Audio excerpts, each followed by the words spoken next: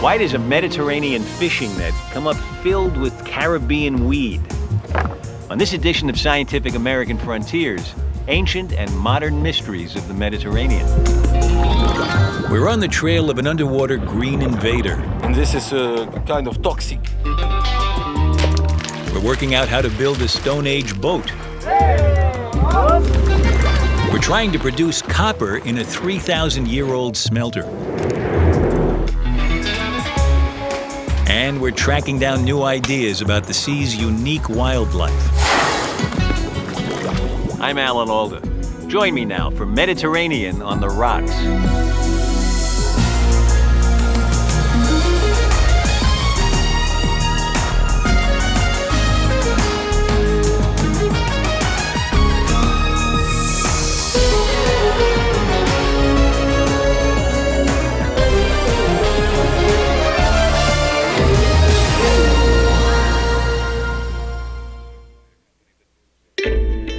To you by a company that moves the most precious cargo of all, your ideas. GTE, proud corporate sponsor of Scientific American Frontiers. GTE, people moving ideas. Hold on, we're heading into the Mediterranean basin through the Strait of Gibraltar. Here comes the water. The Mediterranean last filled up only 5 million years ago. Until it looked like this. Let's explore. We're beginning our Mediterranean journey in Nice on the French Riviera. It's perhaps the most famous of the resort areas in a part of the world that's apparently nothing but resorts, stretching from the Spanish beaches in the west for 2,000 miles across to the Greek islands in the east. This is going to be a program not just about vacation land, but about the reality of the Mediterranean today. And it's a mixed picture at best. Today, hundreds of millions of people living around the Mediterranean use the sea for just about everything. As a vital source of food, as a major highway, and of course, as a huge waste dump. And everywhere there are signs of stress, as we'll see in stories about turtles, tuna, and whales. That's right, whales. The Mediterranean has lots of whales. Of course, it's not just the heritage of the wildlife in this sea that we have to worry about. It's our own human heritage, too. 10,000 years ago, people first settled down as farmers on the shores of the Mediterranean. And at about that same time, people first ventured offshore on the waters of the Mediterranean. Later in this program, we'll be meeting archaeologists working hard to secure that human heritage. But first, an underwater horror story. The invasion of the green seaweed. Stay tuned.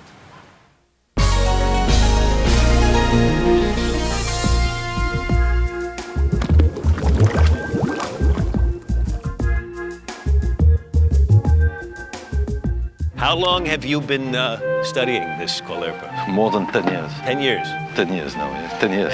We're in a small town just down the coast from Nice. Growing for 5 years. Every year. MEINESZ, a biology professor from Nice University, is taking me out fishing. Those 10 years, how much has it increased? As with thousands of places like it around the Mediterranean Sea. This town depends on a mix of fishing and tourism for its livelihood. On peut monter? Okay, thanks. Bonjour. Bonjour, Patrick. Patrick, Alain. Alex. Bonjour. We're on the Verger family boat. The waters around here have been fished for generations. Until now, that is. They don't fish here anymore. We had to persuade them to set their net out last night just so we could film the result. And the result is this. There's some. Colerpa. Yeah. Colerpa.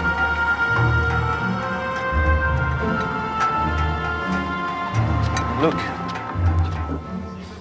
Yeah, ouais, on arrête un peu, hein. Look. Yeah. And this colerpa clogs the nets, and the fish see the nets, and there is no fishes. Oh, I see. So it hurts fishing. It hurts fishing just because it they see the net. It calls attention to the net. Yes. The weed called Colerpa taxifolia doesn't belong here. It's a tropical plant common in the Caribbean and other warm waters. The northern Mediterranean gets cold in the winter, but somehow the Colerpa is surviving and thriving. Nothing can touch it. When you broke it, there comes a kind of juice out of it, you see? Does that juice have anything in it that keeps away predators? Yes, absolutely. That are terpene, cholerpenine. And this is a kind of toxic matter and repellent matter, so the fish don't eat it. So it repels fish, and in this area, nothing is a natural predator. No, you see, all the leaves are untired. No, nothing has been eating it. No beating trace, you know. Yeah. On y va? On y va. Holy moly, he really jumps in.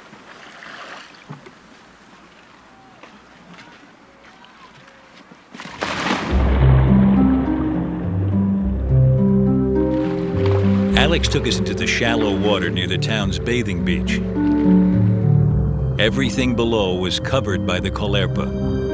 Rocks, sand, mud.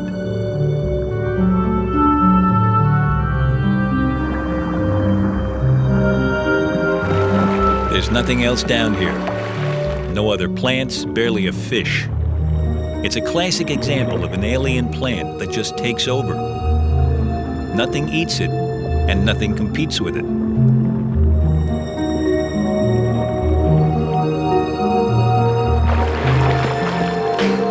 This food, There's a lot of it down there. All the bottom is covered, A lot there.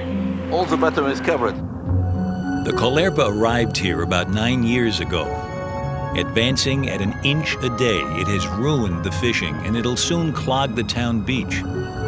It's the same disastrous story spread out along 1,000 miles of Mediterranean coast. Cholerpa is easily spread.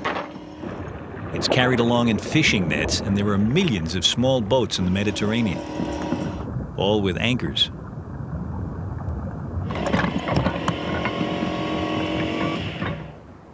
A little piece like this. Yeah. I put this in the water. After 6 months, you have 3 square meters with this little piece. Any part of this? Any part, any part.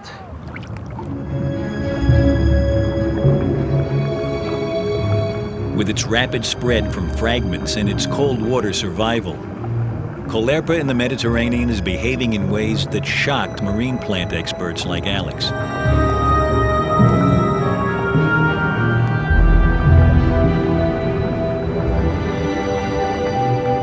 After years of investigation, Alex is pretty certain he knows how this disaster happened.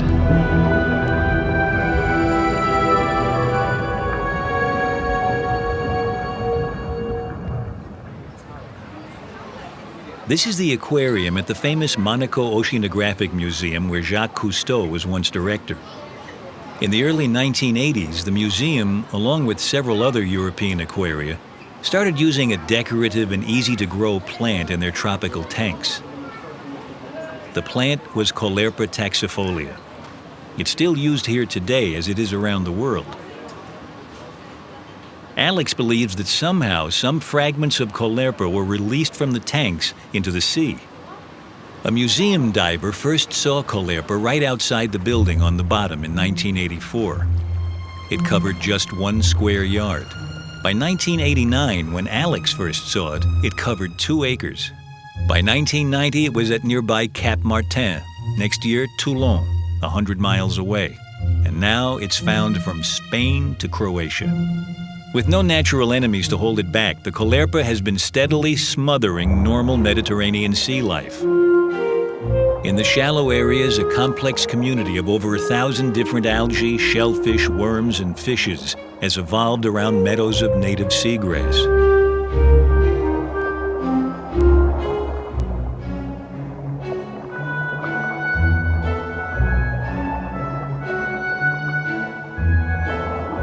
In the darker depths, there's a different balance, with the grass giving way to red sea fans.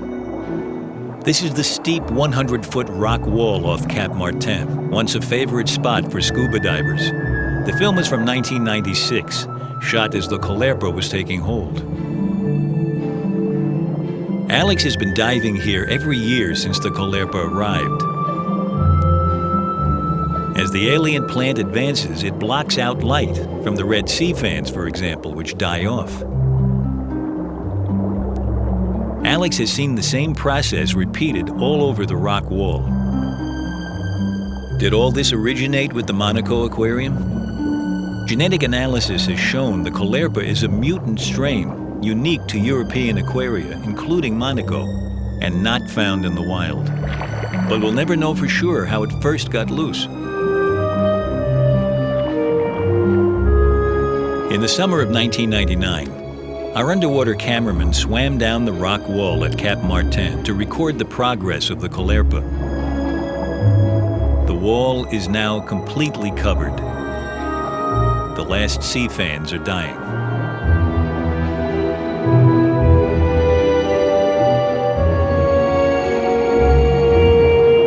The wall is essentially a biological desert.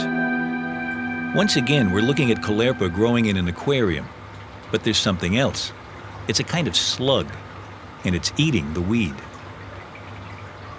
The result, all over the tank, ghostly white fronds of weed with their toxic juice sucked right out by the slugs.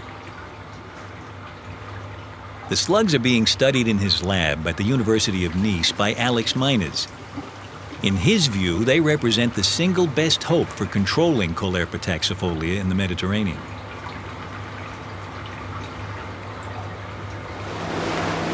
We've jumped 2,000 miles across the Atlantic to the Indian River in Florida. Alex's slugs came from here, collected by Cecilia Miles, a marine biologist from Florida State University. Here, Caulerpa is eaten and controlled by the highly specialized slugs, as it is further south all over the Caribbean. The hope is that slugs from Florida, the northern extreme of their range, might be hardy enough to survive the Mediterranean winter. In the summer of '99, Cecilia collected and packed a batch of Florida slugs for shipment to Alex in Nice. The slugs had their own air supply for the flight and were escorted across the Atlantic by a French grad student. See you, Cecilia. Bye-bye. Thank you. Here you were, a student of Caulerpa, and all of a sudden Alex has been studying different slugs for years. The Florida batch had been in residence at Nice University for about 2 weeks when I visited. I study on the Caulerpa since more than His work with slugs and Caulerpa is done on a shoestring budget in a makeshift lab behind the biology building. The Monaco aquarium connection makes this a very political subject, so research grants have been hard to come by. So you've got a chance to see who's Yes, we study the working biology. Come in, please, come in. So they're in there, huh? I don't see any slugs. Yes, here. Here's a slug. Oh, yeah. Now, is he eating now? Yes, I think so. So these slugs really like that toxic stuff. Yes, yes, they need the toxic because they take the toxin, they stock it in them, and then the fishes doesn't eat them. Oh, I see. Yes. So the slugs use the toxins to keep the fish away from them. Exactly. The slugs have other highly specific adaptations to Caulerpa. They need Caulerpa cells as part of their own metabolism, and they have a special tooth which matches only Caulerpa cell structure. Alex argues that the slugs are so exquisitely adapted to their one food that releasing them into the Mediterranean to control the invasion biologically would present a very low risk. I asked him about this. How do we know the slugs that you bring in won't adapt and find some other way to live in addition to Caulerpa? When the slug have no more Caulerpa, they cannot in one generation say, we shall change our tooth, our mouth, our toxin to eat other things. You understand? It takes a lot of plastic surgery. You understand? When there is a Caulerpa, they eat the Caulerpa. No problem. When they see there is no more Caulerpa, it is too late. Right. It is too late. Alex's slugs may be the only way to go. All kinds of non-biological control methods have been tried, like releasing poisonous copper from underwater electrodes, or simply scraping the weed off, vacuuming it up,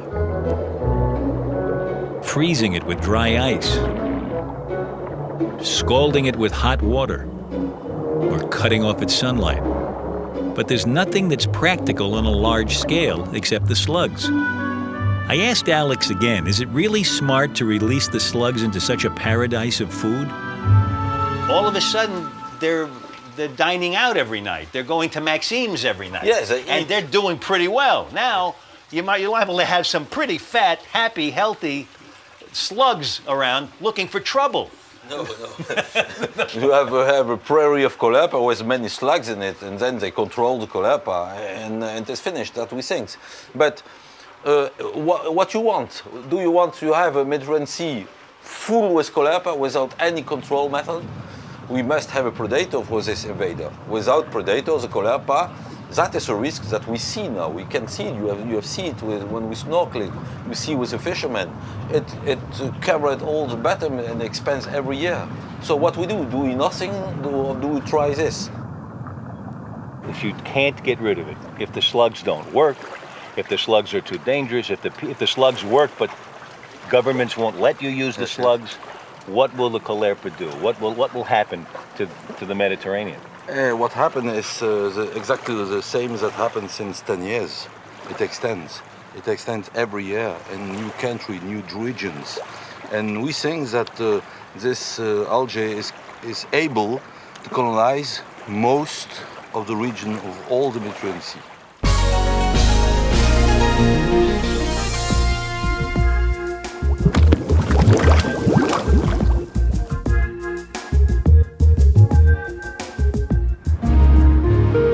The Mediterranean is a vacation paradise. Waterfront real estate is at a premium. Almost every strip of sand is occupied. For those reasons, the sea turtles are having a tough time.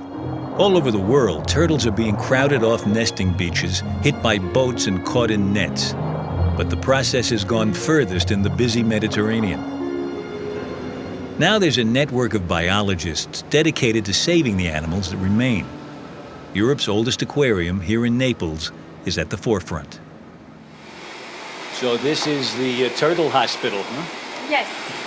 Now what did this turtle have wrong with him? This turtle had problems, eyes. What was wrong with his eyes? Yes, Something contagious. Keratoconjunctivitis. She has conjunctivitis? Yes, but very serious. What's this one? What's this problem? Problem is ingested hook. Got a hook in his throat? Yes. And it stayed in his throat? Yes.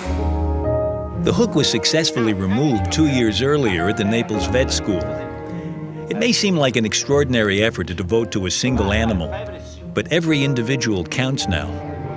There are only 2,400 nesting female turtles left in the entire Mediterranean, down from hundreds of thousands in the past.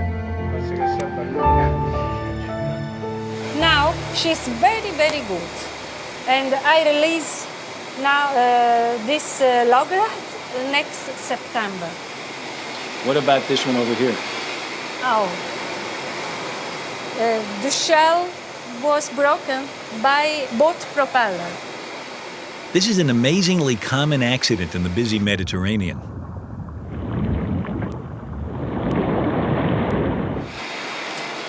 Nearly 2 years ago, Dr. Benchivegna repaired the loggerhead shell with the same surgical cement used for people. Now it's time for a checkup across town at the vet school. Lo sapevate? Così?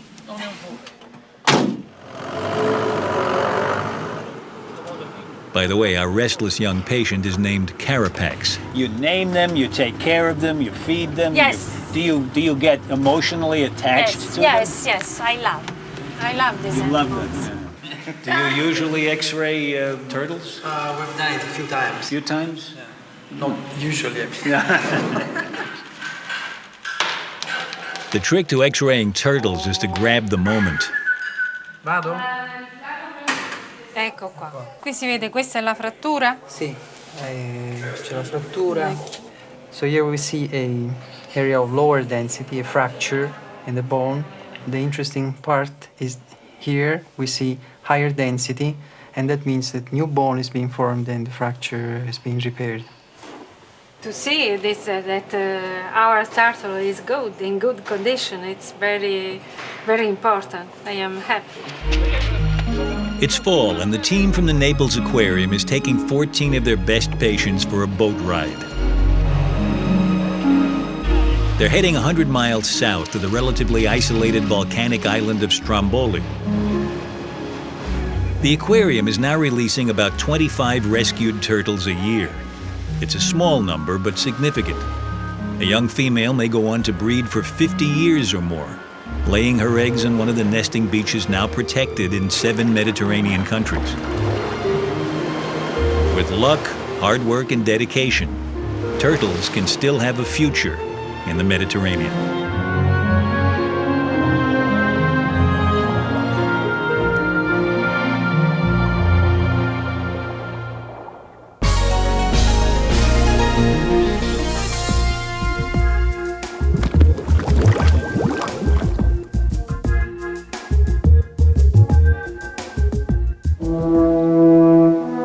In Athens, 2,500 years ago, the classical Greeks were inventing Western art, architecture, and democracy. But we're heading out of town into the Greek countryside to a much earlier time. We're looking for a cave by the sea, once occupied not by classical Greeks, but by people from the Stone Age. The trail is good. It's likely that these people invented one of the most basic human tools, boats. This is the cave called Frankthi. We're here with a Boston University archaeologist, Curtis Runnels, and Harry Tsalis, an expert on Greek maritime history. So here's the first trench, Harry, that was excavated. So then you see this deep trench, and what we did here was dig straight down through a whole series of Neolithic layers. See those dark layers of charcoal and the lighter gray or even whitish layers that are ash? And there have been fires in that region continuously during the Neolithic period. The Neolithic goes back about 7,000 years. And then deep layers of debris in the third trench showed occasional human occupation back another 20,000 years. And all that charcoal, the ash, the potsherds, the stone tools, just slowly created a pile of earth here until this is, as you see, a mound sloping away from us. It's a time capsule. Around 5,000 years ago, a section of roof collapsed. The cave became an uncomfortable wind tunnel, and the people left. But they left behind a trail of clues that Curtis and Harry believe leads back to the world's first boats. The trail starts with stone tools uncovered in the cave. Curtis excavated thousands of tools and stone fragments from tool making. There are probably millions still buried.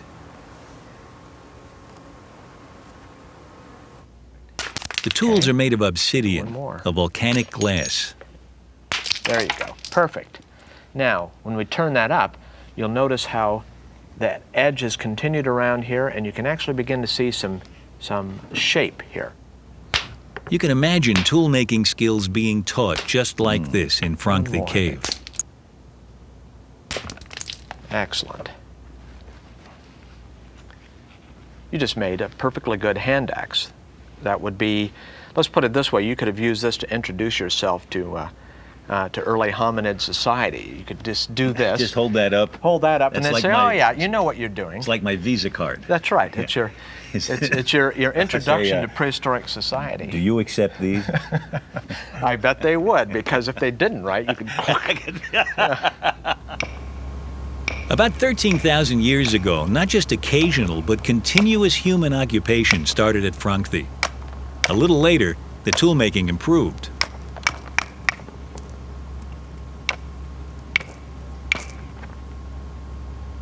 It was my turn to try making one of these more sophisticated tools. Yes, excellent. Yes. There you go. I think you could stop there for a moment, because look how nicely that's coming out. Here's my rather crude effort. And here's the beautiful blade Curtis made in the cave. 30 years of tool making have given him an insight into the thinking of our Stone Age ancestors. The edge had to be in their mind. There's a kind of strategic thinking going on. Strategic thinking, forward thinking, that they knew what the final product was going to be. And they had to go through these stages to do it. That shows human intelligence in its clearest form. It's like what Michelangelo said, how you just take everything away. Take everything away and except what looks like David. And they were beginning to do that. Yes. They were doing that probably 1 million years ago. They were able to sculpt these rocks. They were not just breaking them in some random way. And this, to me, is the drive behind all of our technological productions even today. In what way? It's first in the mind. It's first in the mind, and then we project it onto the raw material. Now here's where the trail heads out to sea. All the tools found in Frankthie Cave were made of obsidian from one place. That place is Milos, an island in the Cyclades chain 100 miles from Frankthie. It's an open water journey, even if you do hop around the islands. So what kind of Stone Age boats were used?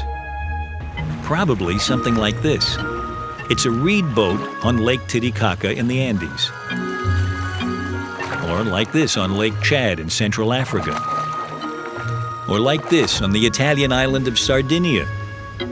They're disappearing now. This film was shot in the 50s. But reed boats, once used all over the world, have a very long history. At least 6,000 years ago, the Egyptians used papyrus reed boats on the Nile. They used them for gathering papyrus from the marshes, for hunting and for fishing.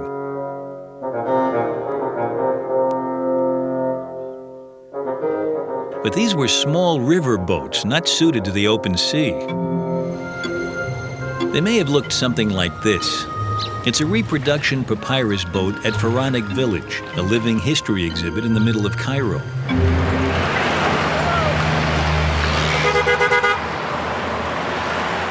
Laid out along canals cruised by tourist boats are colorful scenes from daily life in ancient Egypt.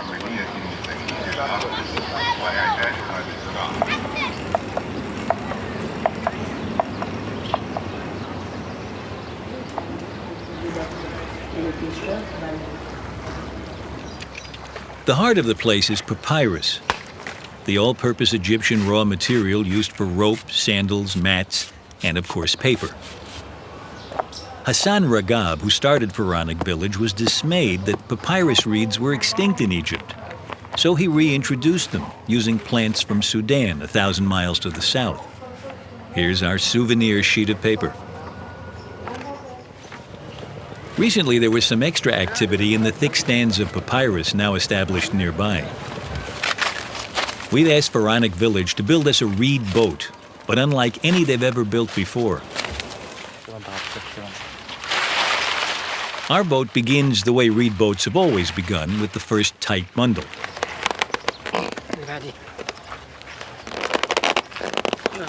Just like the stone toolmaker, the ancient reed boat builder must have had in mind a final shape for his creation. Here's a vital step. Swept up bundles for the ends, so the boat rides the waves. They're following a design first created 11 years ago by Harry Tsalis, the Greek maritime expert, and based on the traditional Greek reed boat, the paparella. He had to use the thin papyrus reeds, actually the last in Europe, available from the Greek island of Corfu. Harry, an experienced sailor, concluded that the boat was too small to handle long open water journeys. For our Frontiers boat, we're using the large reeds available in Egypt. The vessel's to be 20 feet long, containing half a ton of dried papyrus. It should be able to accommodate a crew of 8.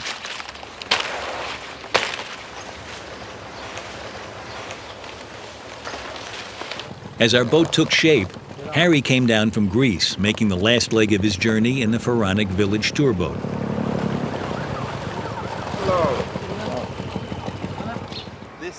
When shown the boat by Abdel Salam, son of the Pharaonic Village founder, Harry was enthusiastic about the size of the reeds and the virtues of papyrus, known no doubt to Stone Age people as well.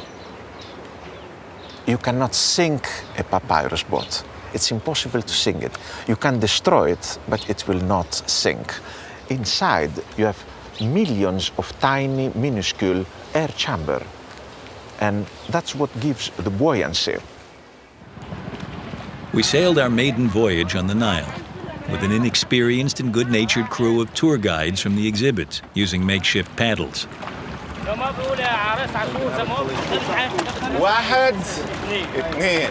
Harry couldn't resist trying to impose proper naval discipline.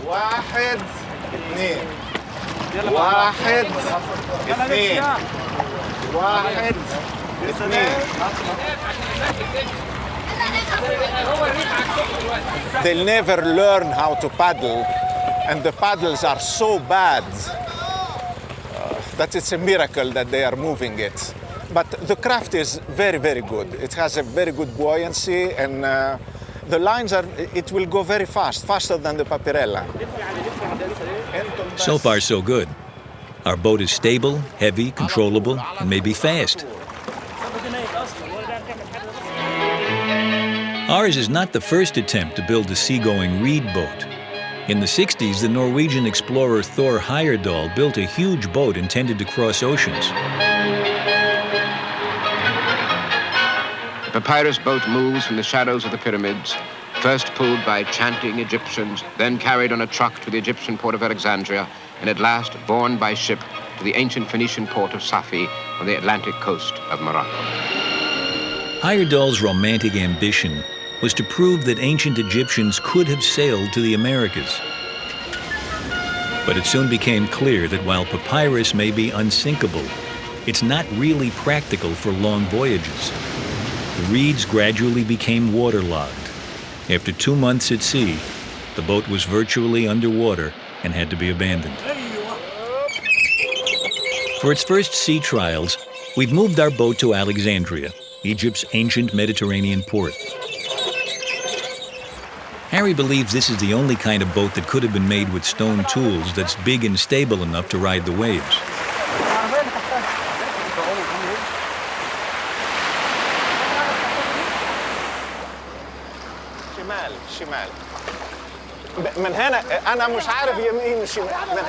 The boat holds 8. The only problem is half are Greek, half are Egyptian, and they're all archaeologists anyway, so they can't agree on anything. Until Harry's naval instincts take over again.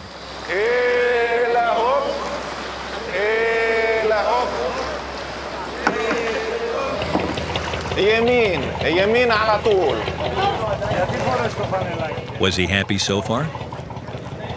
Well, it's good. I mean, it goes naturally. You see, they have not tried before, and it goes so quickly. It's good. Harry follows the reed boat to observe its behavior further out in the harbor.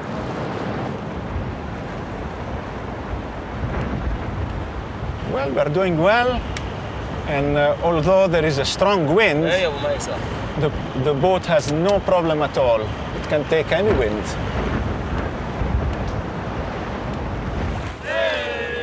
After only an hour of work, our crew is moving at a respectable 2 miles an hour, enough to hop between Greek islands in a day, and then pull up the boat to dry out overnight.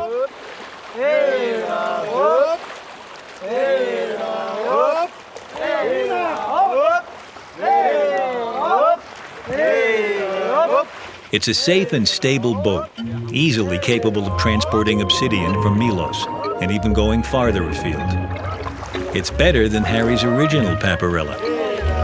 With the Papyrella, you could go up to Milos, and you can circumnavigate in the Cyclades. With that boat which we are using now in Alexandria, which is a little larger, a stronger craft, a more perfection, I would not hesitate in saying that you can reach, going coastal, you can reach Cyprus without a problem. Harry believes it was islands beckoning on the horizon and calm seas between that made Greek strength in shipping inevitable. Today, the ships are 1,000-foot steel giants, but in the Stone Age, They were 20-foot papyrus reed boats. Greece is a shipping nation because it has always been a shipping nation. By 13,000 years ago, the valuable MEINESZ obsidian had been discovered and brought back to the mainland, some of it to Frankfurt Cave. There is a chain of seamanship that goes back to Frachte. If you live around the Aegean with all these islands that you can see these islands, then you become curious. Then you become a seaman. Then you get a civilization and you export this civilization. Civilizations were not exported by road with horses and carts. All civilizations were put around the Mediterranean with ships.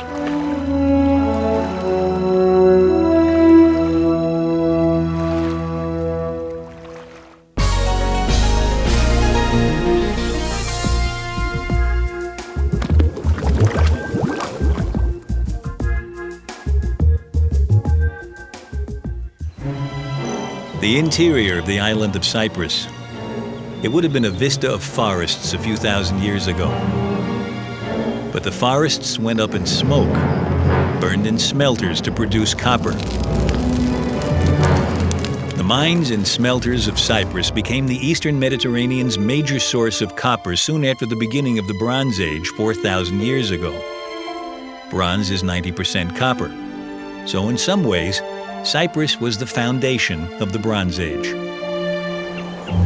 Metal tools made sophisticated woodworking possible, so sturdy, seaworthy traders like this were a common sight. She was built by Harry Tsalis in the 70s, based on a wreck from 300 BC discovered here at the port of Kyrenia on the Cyprus coast. A local sponge diver's chance discovery and the subsequent excavation had yielded enough information to make an exact replica. Harry found she sailed beautifully. So there's no secret about how Cyprus copper had reached the farthest corners of the Mediterranean. But back on shore, things aren't quite so easy. What went wrong here? Something went wrong that the tube was plugged. And now I have to exchange it because I broke it. One of these yes. pipes down there? So we have these two pipes. They put the air into the furnace via two tuyers. Okay. Swiss archaeologist Walter Fasnacht and his students have an emergency on their hands. They're trying to smelt copper in a replica ancient furnace, and they've just broken a tuyer, one of the clay nozzles that squirt air into the furnace. Here's one part of the broken tuyer. The other has to be fished out. The end melted after it was blocked by slag and overheated. Walter should have been keeping it clear.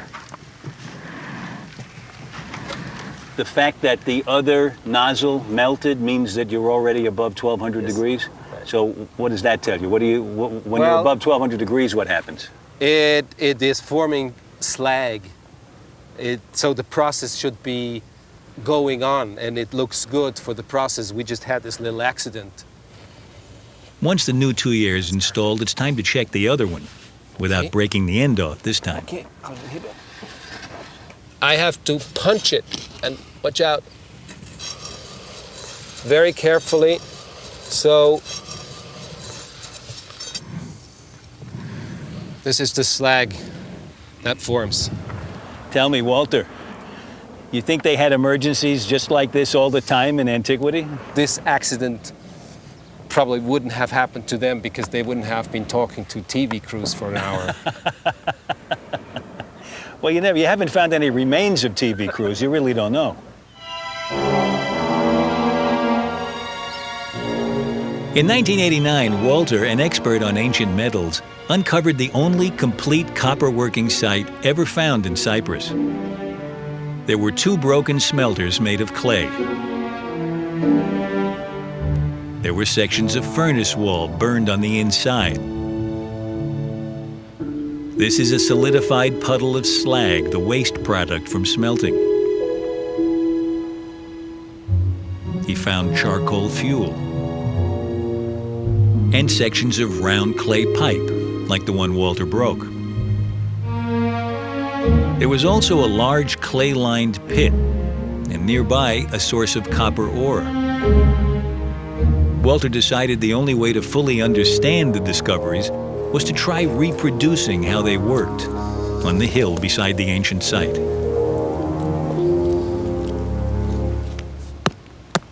First, the ore is crushed. It's chalcopyrite, a mixture of copper, iron, and sulfur, the most common copper ore. Next, fire up the open clay pit. It's a half-scale model of the clay pit excavated on the site. Analysis of the ancient residues showed that the pit was used for low-temperature roasting, which drives off some of the sulfur in the ore. Walter has to bring in his own charcoal. It's the kind usually used in vacation barbecues. The finely crushed ore, held together with a little clay, is roasted for several hours. This step will remove the sulfur attached to the iron.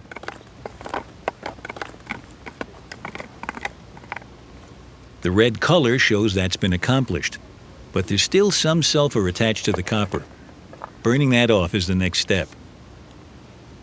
We're going to need high temperatures, and that means a forced draft from leather bellows. Bellows were common throughout the ancient world. Walter found pieces of the clay bases and tubes, so he's pretty certain this is how they were made here.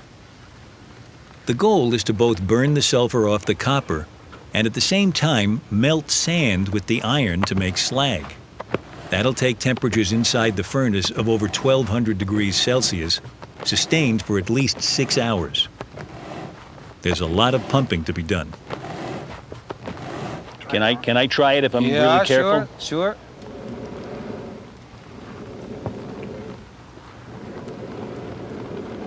Oh, that's very good.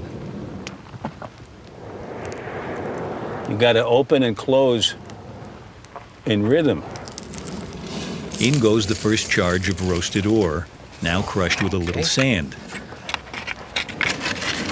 It smells pretty bad. We'll be steadily adding charcoal and ore throughout the day. It's a pretty elaborate recipe, so I had a question for Walter. How did all these things come together? How did early people arrive at this complicated process? How did they know they were going to get copper out of this process? To begin with, they had blue or green copper mineral. 10,000 years ago, they found this nice colored stone and they fiddled around with it, made nice jewelry, and then it fell into the fire and melted and gave a copper. That's for the simple copper ores that smelt easily. Walter thinks that for the complex ore we're using, people may just have found it so attractive that they believed it was worth experimenting a lot until they got results. Open this. It's now the end of the day. Front now. Time to see how we did. Now, I will have to take this whole lump out as an entire unit. I hopefully succeed. I'll just try with this shovel. Watch out. If this is the way you want it, what do you do with it next? If it's the way I want it, we have to separate the slag from the mat. Here's the lump cut in half. The bottom is the mat, about 60% copper, double what we started with. Next, the slag at the top would be removed and the mat re-smelted, a step Walter has not yet tried.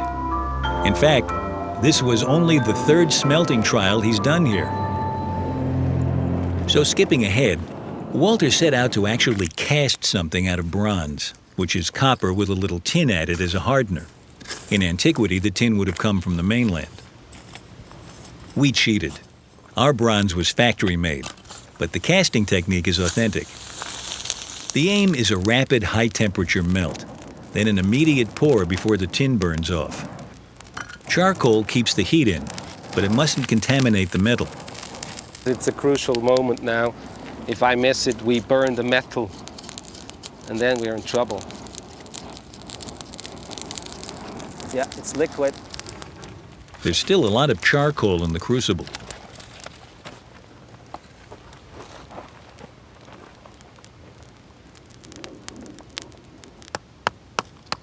We're making astragali, dice shaped like the heel bone of sheep or goats.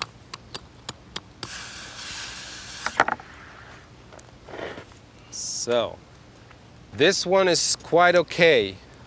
And this one has a lot of charcoal in it. This one they would consider, they would consider as a failure. They would remelt this. I thought these would have numbers on them. Or are there numbers? I can't. How do, You have to know the numbers in your head. oh, I like dice like that. You throw a couple of blank dice, you say, I remember where the numbers were, and I got a 7. And whenever you see these two horns, that's the number 4. I see. And this round part is the number 3. I see. You need 5 astrogali for an ancient Greek fortune, so we threw real sheep bones. I can't tell what these numbers are. 4, 3, 4, 3. 12 and 6, 18. Okay. So now the the high priest would look it up on his Xerox sheet, right? It was hammered into stone. They would write the text into stone. Oh, so that's how we come to know what the meaning is. When 3 4s as well as 2 3s fall, wait. You will have success, but only later. For now, stay quiet, obey the gods, and be awaiting. I think I need to throw again. I need a little more immediacy here. But watch out, there are also less comfortable Less ones. good ones? Yeah, thanks very much. Good. The next day, fortune smiled on us. Walter made a perfect set of bronze astrogali on his Cyprus hillside.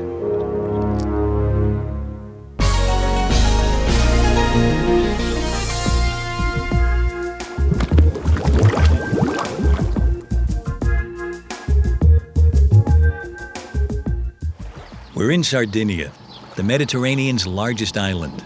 It's the village of Stintino's annual Sagra. The Sagra, or celebration, is for the arrival of the tuna. Celebrations like this have been held around the Mediterranean for as long as people can remember. In June, when the giant bluefin arrive off the coast to spawn, celebrating the bounty of the sea brings the whole village together. But like fisheries all over the world in recent years, tuna catches have been dropping alarmingly. So now there's an urgent need to understand and protect the region's marine life, not least because in so many places it's not just marine life that's threatened, it's community life. The focus is on an area just north of Sardinia, the Ligurian Sea. As of 1999, it has contained the world's first international marine reserve. The waters are the most productive in the Mediterranean, attracting in summer large numbers of dolphin, tuna, and whales coming in to feed. It's August in the Ligurian Sea, and we've joined an Italian government research team looking for some of the area's most elusive inhabitants, fin whales. The Mediterranean has a lot of fin whales, about 4,000 it's believed. We do know they concentrate here in summer, but not much else. 2. So we got him at 3 o'clock. 2 American whale sound experts are visiting the team. It's like you see whales go, did I actually see something? Or were they really there? Wow, yeah. Boy, they're moving. Rapido. The problem is that the whales are too fast for us. When they speed up, they go faster than 10 knots. Just ahead of the boat, the whales dive.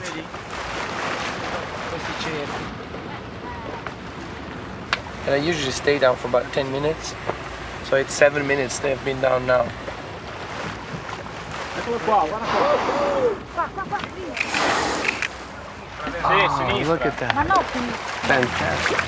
Holy cow. These 100-foot giants are found worldwide, but they were never hunted in the Mediterranean, so the population should be healthy. Our whale swims under the boat at 18 meters, 50 feet depth. Beautiful, look at him. 18 meters, huh? Yep. She passed underneath us. And now the second one is here, to the right side of the boat, about 10 meters. It's a rare and lucky encounter, so Chris and Fabrizio try listening for sounds. Fin whales have never been recorded in the Mediterranean. But if you listen, every now and then you hear that, just a little bit of modulation in the tone, pitch change. Yeah, but it's too short too, right? Yeah, it's only about a second long. They weren't quite sure what they were hearing, and within 45 minutes, the whales had vanished. In the life of a whale, or in the day of a whale, 45 minutes is nothing. You really need to listen over much, much longer periods. Chris Clark and Tom Kalupka have brought on board underwater sound recorders they designed to be left behind to run continuously for weeks. The night before deploying the recorders, Fabrizio had to coordinate things with the local fishermen.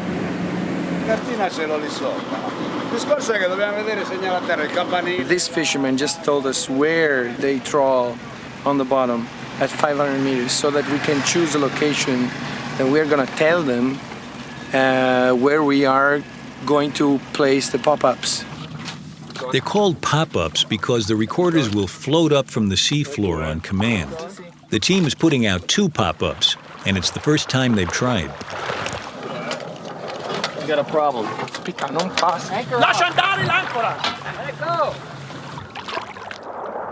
The pop-up drops abruptly into the water, but nothing seems to break, and a few minutes later, a solid acoustic communications link is established with it.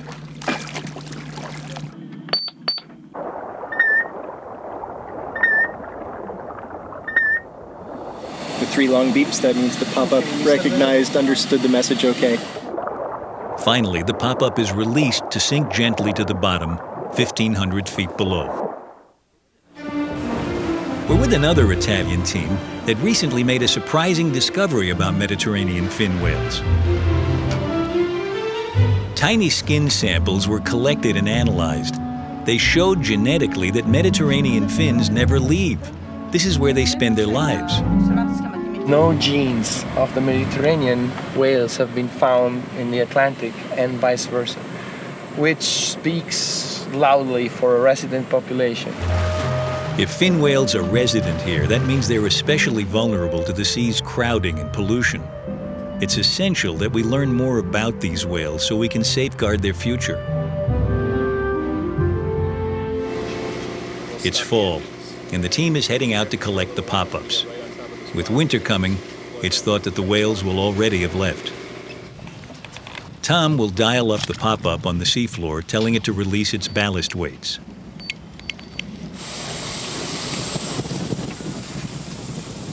There it is, the buoy's at the surface. It's right over here, just off the boat, about 50 meters away.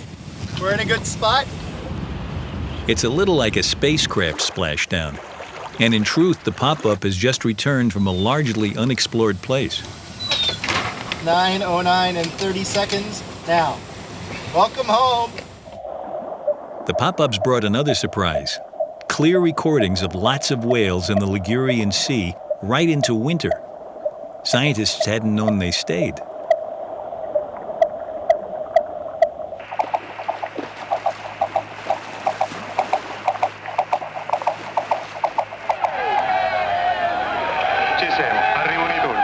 These are scenes of a real bluefin tuna matanza, or killing, shot in Sicily in the 1940s. There's no better evidence of the tremendous abundance the Mediterranean yielded. But catches like this haven't been seen in decades.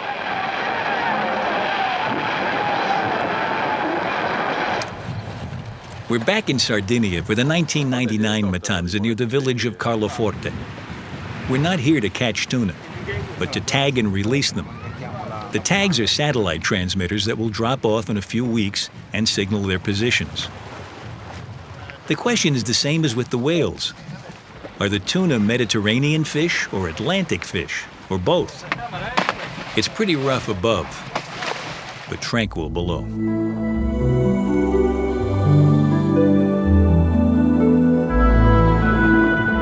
There are enough fish in the net for a few tags.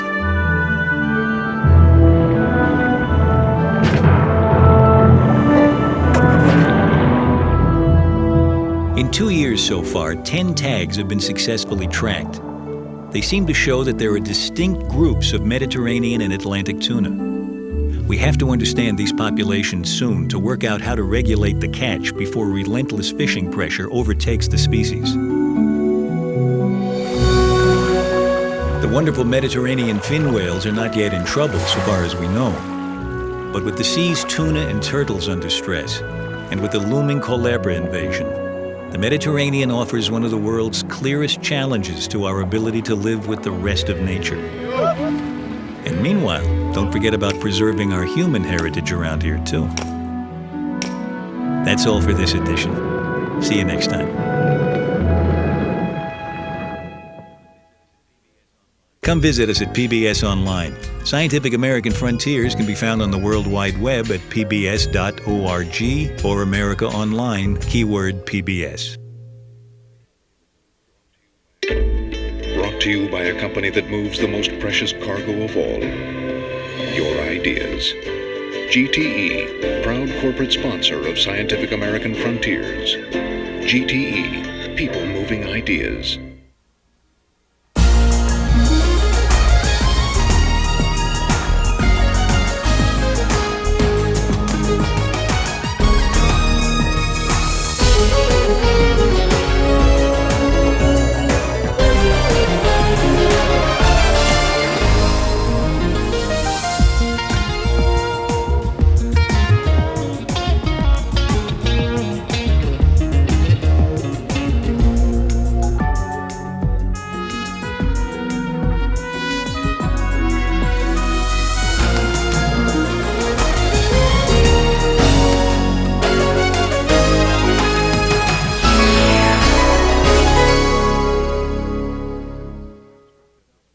For a transcript of this program, send $5 to Scientific American Frontiers, 70 Coolidge Hill Road, Watertown, Massachusetts 02472.